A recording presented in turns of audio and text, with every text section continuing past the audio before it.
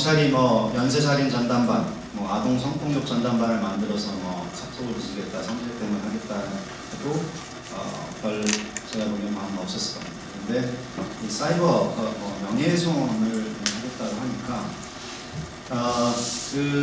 이제 나중에 유출된 문건으로 보면 문건에 나와 있습니다만 사이버 명예훼손 전담 팀의 목표가 뭐냐면 국론 분열과 정보 불신을 조장하는 문구가 적혀져 있습니다. 국론 분열과 정보 불신을 조장하는 정보를 단속하겠다. 뭐 법을 공부하셔서 알겠지만 국론은 당연히 분열되어 있는 게 맞고 민주주의자에서는 또 정부는 항상 건강한 불신 속에서 건강한 감시 속에서 공권력을 행사해야 되는 게 당연한 건데 이런 걸 막겠다는 게 이제 언제 어떤 기업을 상기시키냐면 역사 속에서 유신헌법 통과되고 유신헌법에 대한 비판을 막고 유신헌법에 대해서 국론 분열을 막기 위해서 긴급조치 1호를 만들고 긴급조치 1호가 이제 법이죠. 유신헌법 하에서는 대통령이 있는 법을 만들 수가 있었으니까 유신헌법 1호의 그러니까 긴급조치 1호의 첫 번째 죄목이 이제 유언비어 유포죄였습니다. 그래서 선제적 대응 그리고 이제 선제적 대응을 하겠다고 하는 선제적 대응이라는 거는 명예훼손 피해자가 저거 허위 정보고 나한테 피해야겠다. 그 얘기 하기 전에 하겠다는 건데 사인들에 대해서는 검찰이 뭐 모르잖아요. 예를 들어서 뭐 박형신이 논문 표절을 했다라는 글이 있으면 제가 먼저 나서서 허위다라고 얘기하기 전에 검찰이 뭐 그걸 잡을 수가 없지 않습니까? 거기에 대해 수사를 할 이유가 없지 않습니까? 그런 결국이 뭐냐면 사인들에 대한 것이 아니라 국가가 어떤 공인한 진실, 그러니까 검찰이 어떤 진실의 책을 딱 가지고 그걸 보면서 이제 사이버상에 떠도는 글들을 보면서 그 진실과 어긋나는 것들 이런 것들을 잡겠다는 건데 이제 그런 것들은 뭐 예를 들어서 천안함, 사대강, 또 무슨 광우병, 세월호 뭐 이런 누구나 한마디씩 했을 사안들에 대한 그 정부의 입장에 반하는 것들을 선제적 대응하지 않겠는가. 근데 이제 이런 사람들은 여기에 대해서 뭐 말 한마디 안 해본 사람이 있겠습니까? 그러니까 이제 모든 국민들이 잠재적 수사 대상으로 자기들 잠재적 수사 대상으로 보기 때문에 이런 일이 국민들이 폭발적으로 반응을 했다. 그래서 이게 프라이버시 문제처럼 보이지만 사실은 저는 표현의 자유 문제였다. 그래서 저는 이미 발의가 되어 있지만 헌법 311조 모욕죄, 친고죄인가 하시죠. 그거하고 똑같이 헌법 307조 명예훼손죄도 친고죄로 만들어서 이런 선제적 대응을 하지 못하도록 하겠습니다. 여기까지 이제 표현의 자유에 대해서 말씀드리고 나머지 이제 프라이버시에 대해서 말씀드리면 여러분들 뭐 영장주의 우선 적법 절차 배우셨습니다. 적법 절차는 한국 헌법에서는 가장 이제 핵심적으로 다루는 게 영장주의죠. 영장주의. 헌법의 체포구속 압수수색은 이제 검사가 청구한 영장이에요. 근데 이제 그 영장주의가 제대로 지켜지고 있는가 우리나라에서 감시 당한 사람, 감시는 가장 높은 게 미래 정보를 미래 통신 내용을 캐는 감청이 있고 과거 통신 내용을 캐는 압수수색이 있고 그리고 미래든 과거든 통신했던 사실을 확인한 통신사실 확인 자료가 있고 그리고 통신 당사자를 신원을 밝히는 통신 자료 제공 이제 네 가지가 있습니다. 그런데 이 네 가지를 다 이제 감시행위라고 했을 때 감시 당한 사람한테는 통지를 해줘야 된다. 이게 적법 절차 원리입니다. 경찰이 압수영장이 있다고 해서 증거를 저희 집에 압수영장 범죄 증거가 있다고 해서 경찰이 와서 훔쳐갈 수는 없는 거죠. 와서 영장을 제시하고 그거는 국가가 국민의 기본권을 제한할 때는 내가 너의 기본을 제한하겠다는 걸 알려줄 필요가 있다는 건 적법 절차의 기본적인 원칙입니다. 그런데 지금 그 통지 절차가 매우 부실하게 되어 있습니다. 그래서 그 감청, 압수수색, 통신사실 확인 전부 다 기소, 불기소 처분 후 30일에 통지하도록 되어 있는데 이건 너무 늦습니다. 왜냐하면 감청 다 끝나고 기소불기소 처분이 끝난다는 건 수사가 끝난다는 건데 수사를 언제 끝낼지 알 수가 없거든요. 그럼 1년, 2년 수사를 계속 끌면 그동안 계속 모르고 사는 거예요. 자기는 이제 감청됐는지 압수됐는지. 그리고 미국, 일본, 독일 다 확인해 봤습니다만 이렇게 수사 끝날 때까지 기다리는 경우는 없어요. 다 감청이든 뭐든 했으면 그때부터 30일이든 60일이든 90일이든 독일 같은 경우는 감청 끝나면 최대한 빨리 해주도록 되어 있습니다. 그래서 사람들이 이런 자기 감시당했다는 것을 알고 적절히 이제 대응할 수 있도록 해주는 게 필요한데 그렇게 안 되고 있다. 게다가 우리나라는 이것도 이제 세계에서 유일무이한 건데 그 통지마저도 기소불기소 처분 후 30일에 하도록 통지마저도 검사장이 유예할 수 있도록 해서 검사장. 영장주의 뭔지 아시겠지만은 이 수사의 이해관계를 가진 사람이 영장을 발부하면 안 된다는 거거든요. 수사 이해관계가 없는 다른 공무원이 해야 된다는 건데 그 공무원이 이제 법원이죠. 판사죠. 그래야 판사가 발부해야 그 영장이죠. 그러면은 그 영장의 통지도 역시 판사가 통지점을 통제해야 되는데 지금 그렇게 안 되고 있습니다.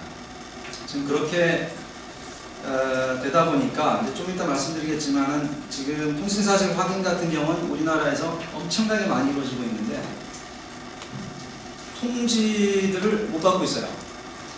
2011년도에 3,700만 명에 대해서 통신사실 확인이 있었는데 그럼 주변에 누구나 물어보면 통지받은 사람이 있어야 되는데 없습니다. 저는 그런 이유 중에 하나가 이 통지 조항이 기소불기소 처분 후로 되어 있기 때문에 기소불기소 처분 아예 안 당할 사람들은 제 생각에는 통지를 안 해주고 있는 것이 아닌가. 그러니까 아예 내사자도 아니고 피의자도 아닌 사람에게는 아예 통지 안 해주고 있는 게 아니에요. 그런 의심이 들 정도로 지금 제대로 이루어지지 않다. 또 하나 이거는 여기서 클리닉 학생들하고 같이 소송을 했던 건데 압수수색을 하면 전기통신 압수수색이라는 건 이제 카톡 압수수색도 전기통신 압수수색이고 이메일 압수수색도 전기통신 압수수색인데 이것도 기소불기소 처분 후 30일 이후에 이제 하도록 되어 있는데 이거는 그렇게 늦춰서 할 필요가 없습니다. 근데 감청하고 통신사실 확인은 미래의 정보를 하는 거라서 수사의 밀행성을 왜냐하면은 미래 정보를 체크하겠다는 거를 피해자가 알게 되면은 자기가 행동을 바꾸겠죠. 그래서 알려주면 안 되는데 이 압수수색 같은 경우 지금 형소법 121조에 사전에 통지하도록 되어 있어요. 그러니까 제 이메일을 압수수색하려면 저한테 미리 알려주도록 되어 있습니다. 그런데 지금 알려주지 않고 있어서 소송을 기획해서 했었는데 이 부분에 대해서는 졌어요. 그래서 아직도 이메일 압수수색할 때는 사전에 안 알려주고 있습니다. 안 알려주는 이유가 형사법 121조에 급속을 요하는 때는 안 알려줘도 된다. 이런 내용이 있는데 급속을 요하는 때 왜? 나한테 이메일 압수수색한다고 나한테 알려주면 이메일을 먼저 지울 거 아니냐. 물론 서버에 남긴 하는데 그 서버 용량에 따라서 그 용량이 차면 이게 이 디스크를 한번 뒤집기 때문에 그때 이제 지워질 수가 있는데 그게 뭐 용량이 정말 높을 때는 용량이 아니라 사용량이 많을 때는 하루만 해도 지워질 수 있으니까 이제 이렇게 법원에서는 급속을 요하는 때다라고 판단을 한 건데 저는 이 의견을 달리하는 게 그러면은 영장에 보존 조치를 하도록 쓰면 됩니다. 예를 들어서 계좌 동결을 시켜라. 그래서 계좌 동결을 시키고 알려주면 돼요. 계좌 동결 시키고 저한테 압수수색한다고 알려주면 되는 것인데 그게 안 되고 있습니다. 그리고 마지막으로 아까 그 4가지 감시행위 중에 이제 마지막에 통신자료 제공은 뭐냐면은 이제 가입자 정보. 이 가입자 정보는 제가 어떤 통신을 했으면 보통 많이 쓰여지는 게 이제 인터넷에 어떤 글을 썼으면 그 글을 쓴 사람이 누군지 확인하려고 검찰이 그 가입자 정보를 요청하면 받아가는 게 통신자료를 보는데 이거 그냥 신원 확인하는 건데 이거 어떠냐라고 생각하는데, 참고로 이 통신자료 제공은 영장 없이 이루어지고 있습니다. 지금까지 말씀드렸던 감청, 압수수색, 통신 확인, 이건 그래도 사법적 통제하에서 이루어지고 있는데, 통신자료 제공은 전혀 영장 없이 이루어지고 있고 또 안 알려주고 있어요. 제 신원을 확인했다는 거. 이게 지금 1년에 600만 건, 700만 건씩 지금 이루어지고 있습니다. 그리고 이거는 어떤 식으로 이루어지냐면 팩스로 그 전기통신사업자한테 죄목 딱 써서 URL 딱 쓰고 이제 작성자의 신원을 확인하고 싶은 URL 쓰고 그 밑에 죄목을 씁니다. 무슨 죄목?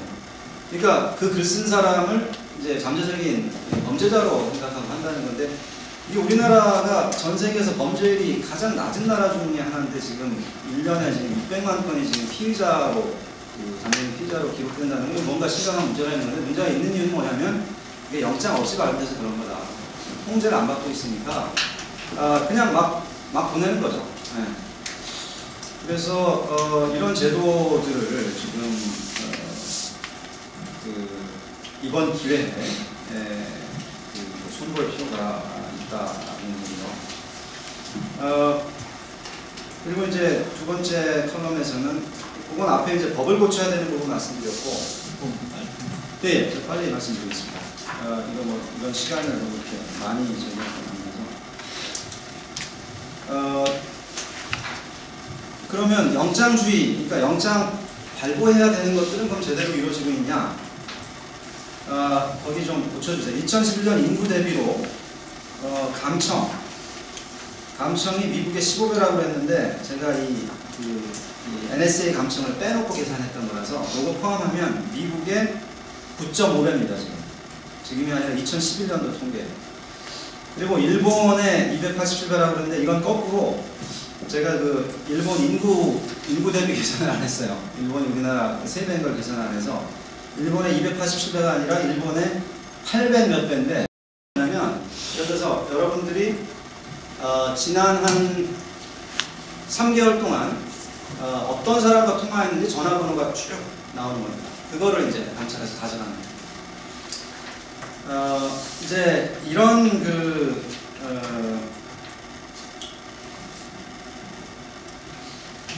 왜 이렇게 많이 하냐? 이렇게 많이 하게 되냐면 기지국 수사라는 것 때문에. 기지국 수사라는 건 뭐냐면 피의자가 없어요. 지금 누군지 몰라요. 그 피의자를 찾고 싶어요. 근데 피의자가 다녀간 지점은 알아. 그럼 예를 들어서 피의자가 다녀간 지점의 기지국은 딱 하나 알아요. 그럼 그 기지국과 신호를 주고받았던 모든 핸드폰의 통신사실 확인을 다 까는 겁니다. 그래서 그 중에서 또 다른 이제 범죄와 관련된 기지국이 또 있으면 거기도 지나간 사람들이 있겠죠. 그 중에서. 그러니까 두 기지국을 다 지나갔던 전화번호의 소유자를 찾아가지고 그 사람들에 대해서 탐문 수사를 하려고 하는 건데, 문제는 과연 이렇게 피해자가 없는데도 불구하고 먼저 결국 이제 죄 없는 사람들이 다 거의 포함되어 있는 거죠. 이런 사람들의 통신사실 확인을 다 까보는 게 과연 합당한 일이냐, 여기에 대한 질문이 있는 겁니다. 근데 그 질문에 대해서 저는 답을 하고 싶지 않고요. 제가 수사 신문을 잘 모르기 때문에. 더 중요한 거는 최소한 제 통신 내역을 누구랑 통화했는지 기록을 가져갔으면 저한테 알려줘야 된다는 거죠. 그게 지금 안 되고 있는 겁니다.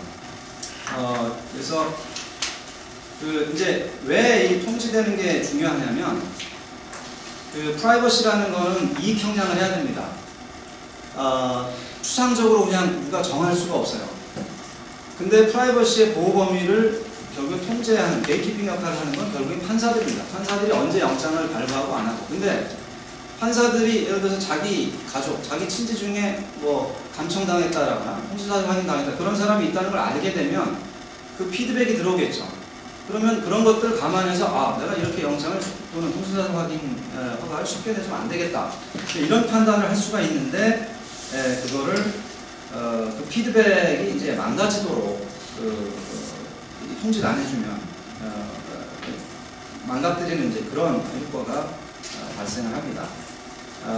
그래서 부산사법부에서 이제 두 번째 칼럼에서는 사법부가 너무 이 허가를 너무 쉽게 내주는 거냐라는 말씀이지만 결국엔 그 이유도 저는 통치가 지금 제대로 되고 있지 않기 때문이라고 생각을 하고 결국에는 이 법을 고쳐서 통치가 제대로 이루어지도록 하는 그런 조치가 필요하다 생각합니다. 우선 여기까지만 하겠습니다. 예, 대표님 감사합니다.